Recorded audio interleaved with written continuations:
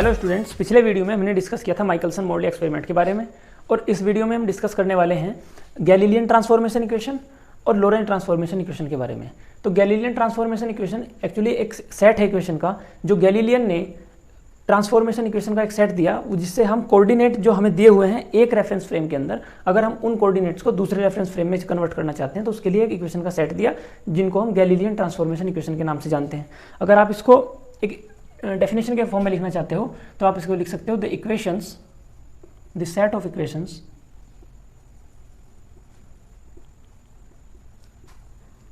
the set of equations given by Galilean to convert, to transform, actually to transform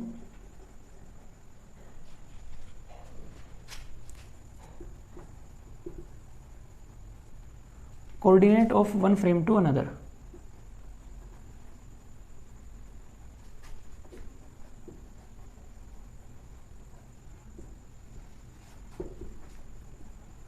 Is called Galilean transformation equation.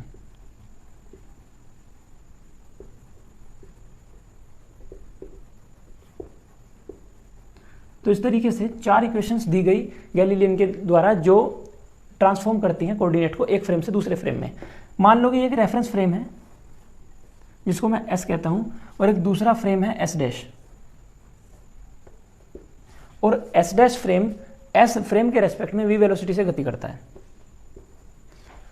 किसी एक point की position, जिस point को मैंने मान लो P बोल दिया, इस पॉइंट P की position with respect to S frame is represented by the coordinates, यानी x, y, z और t, where x, y, z the position coordinate and t is the time coordinate. और इसी point की position को अगर मैं S dash frame के respect में रिप्रेजेंट करता हूं तो उसके लिए मुझे कोऑर्डिनेट मिलते हैं x dash, y dash, z dash और t डैश। तो अगर मेरे पास x, y, z और t की वैल्यू हो और मुझे x dash, y dash, z dash, t dash की वैल्यू चाहिए तो मैं गैलीलियन ट्रांसफॉर्मेशन इक्वेशन यूज कर सकता हूं। तो मैं ये भी कह सकता हूं कि x और x डैश यानी कोऑर्डिनेट ऑफ s फ्रेम और coordinate of s dash frame जिस रिलेशन से एक दूसरे के साथ एसोसिएट हैं उन्हीं को हम गैलीलियन ट्रांसफॉर्मेशन इक्वेशन कहते हैं। तो गैलीलियन ने एक्चुअली चार इक्वेशन दी। x dash is equal to, अब आप ये समझ सकते हो कि यहाँ से, क्योंकि जो s डैश फ्रेम है वो s फ्रेम के रेस्पेक्ट में v वेलोसिटी से गति करता है, तो ये जो डिस्टेंस है, ये डिस्टेंस, क्योंकि दूरी बराबर चाल गुना समय, तो यानी ये distance is equal to velocity into time, तो यानी ये डिस्टेंस हुआ vt। और यहाँ से यहाँ तक की डिस्टेंस x कोऑर्डिनेट है। तो अगर मैं x डैश कोऑर्डिनेट लिखना चाहता हूँ तो यानी x माइनस vt, यानी ये डिस्टेंस माइनस ये डिस्टेंस इज इक्वल टू ये distance. So x dash is equal to x minus vt। अब चूंकि हम जो मोशन कर रहे हैं वो x के रेस्पेक्ट में कर रहे हैं, इसलिए x कोऑर्डिनेट को हम चेंज करेंगे, जबकि y dash coordinate will be the same and z dash also same and t dash is equal to t। क्योंकि जो गैलीलियन ट्रांसफॉर्मेशन इक्वेशन है वो केवल तब तक वैलिड होती है जब तक velocity of any object is less than, very very less than velocity of light. और जब आप किसी ऑब्जेक्ट की वेलोसिटी को बढ़ाते बढ़ाते वेलोसिटी ऑफ लाइट तक ले जाओगे तो गैलीलियन ट्रांसफॉर्मेशन इक्वेशन इनवैलिड हो जाती हैं। तो यानी it is the not Galilean transformation equation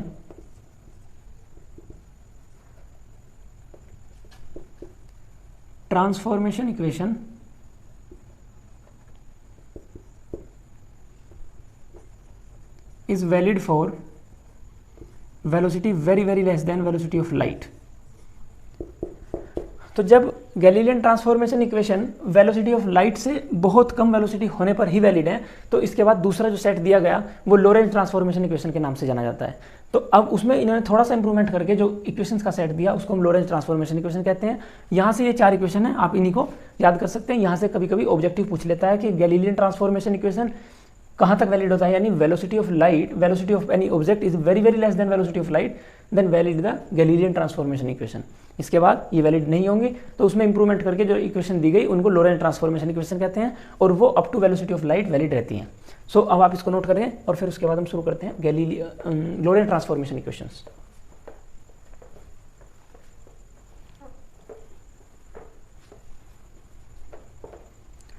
तो लोरेंट ट्रांसफॉर्मेशन इक्वेशन जब दी गई तो उन्होंने रिलेटिव कॉन्सेप्ट को यूज किया और उन्होंने एक फैक्टर एसोसिएट किया इसके साथ तो उन्होंने जो इक्वेशन, जो गैलीलियन ट्रांसफॉर्मेशन इक्वेशन दी गई, उन्हीं में थोड़ा सा चेंज किया, यानी x dash is equal to x minus v t, ये गैलीलियन ट्रांसफॉर्मेशन इक्वेशन है। तो लॉरेंस ट्रांसफॉर्मेशन इक्वेशन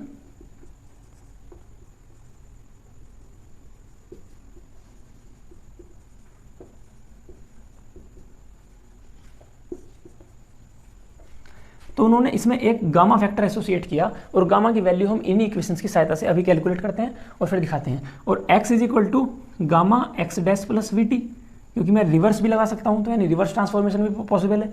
तो x dash is equal to gamma x minus v t और x is equal to gamma x dash plus v t. अगर ये reference frame हो, ये S frame और ये S dash frame, velocity with v and any point p, the coordinate x y z और t हो, और भाई ये मैं लिख देता हूँ, फिर इसके बाद ये x dash y dash z dash और टी हो, तब मैं गैलीलियन ट्रांसफॉर्मेशन ये लगाता हूँ। और उसके बाद जो थोड़ा सा चेंज किया उन्होंने, एक गामा फैक्टर एसोसिएट किया, और पहले उसकी वैल्यू कैलकुलेट करते हैं फिर आगे करते हैं। तो अब ये इक्वेशन नंबर 1 और ये इक्वेशन नंबर 2। अब अगर मैं इक्वेशन नंबर 2 में वैल्यू पुट करता हूँ एक्स डैश की इक्वेशन नंबर 1 से, सब लोग अपनी अपनी कॉपी में करते रहिए, यानी x is equal to gamma factor x dash की वैल्यू आप यहाँ से पुट कीजिए, gamma x minus v t plus v t dash actually. So x over gamma is equal to gamma x minus gamma v t plus v t dash. तो अगर मैं इनको interchange करता हूँ, यानी वी टी डैश को इधर ले जाऊँ, v t dash is equal to x over gamma minus gamma x plus gamma v t.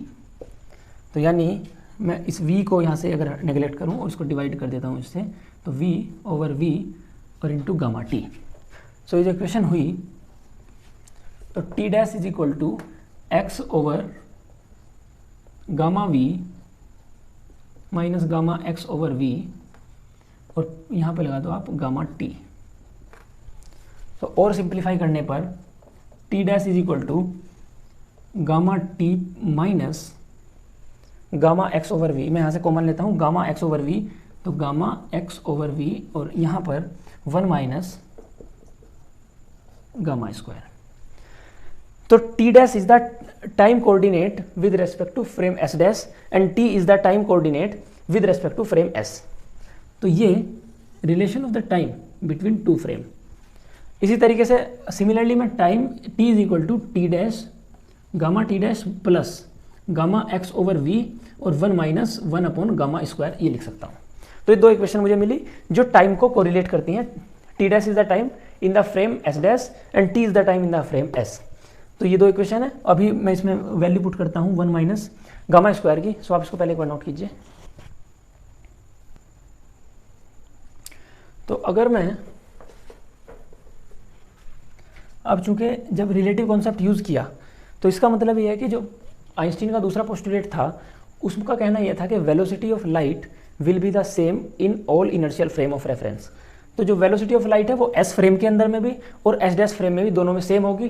तो यानी X coordinate is equal to C T और X dash is equal to also C T dash. तो यानी velocity मतलब दूरी is equal to 4 गुना समय, दूरी is equal to 4 गुना समय। तो in the S dash frame और इन एस फ्रेम, तो अगर मैं पार्टिकल को t is equal to 0 time और t dash is equal to 0 time पर एक साथ छोड़ता हूं, तो यानी x is equal to C T और x dash is equal to C T dash. और जब ये दोनों वैल्यू आप इन इक्वेशंस के अंदर में पुट करते हो, तो यानी x dash is equal to C T dash is equal to gamma c t minus v t. So c T dash is equal to gamma c gamma t into c minus v and c t is equal to gamma t dash और c plus v. तो equation ये ए है और equation B है। जब आप इन दोनों इक्वेशन को सोल्व करते हो तो हमको ये मिलता है gamma is equal to 1 over 1 minus we square over C square. तो it is the factor which is use in the relativity. तो gamma is equal to 1 minus we square over C square, और जब आप यहाँ से 1 minus 1 upon gamma square की value निकालते हो, यानी 1 minus 1 over gamma square is equal to V square upon C square. तो ये वैल्यू मुझे मिलती है। तो अब मैं ये value 1 minus gamma 1 upon gamma square की वैल्यू वी स्क्वायर ओवर सी स्क्वायर यहाँ पे पुट करता हूँ, और मैं टाइम को रिलेटिव बनाते हुए टाइम की वैल्यू दोनों फ्रेम में एक साथ कैलकुलेट कर सकता हूँ। तो इसको आप नोट करो।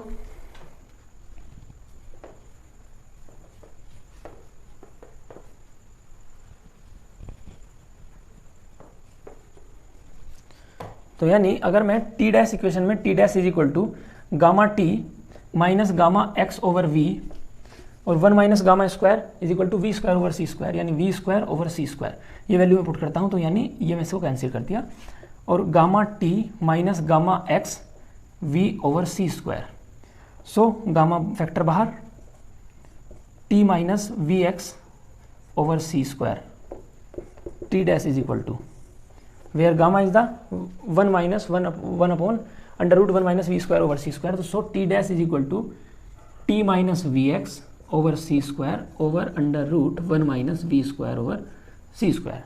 So it is the time formula for two relative frame, where t dash is the time in the s dash frame which is moving with velocity v, t is the time in the s frame, v is the velocity of the s dash frame with respect to s frame, x is the coordinate of s frame, c is the velocity of light, and v is the velocity of frame s dash.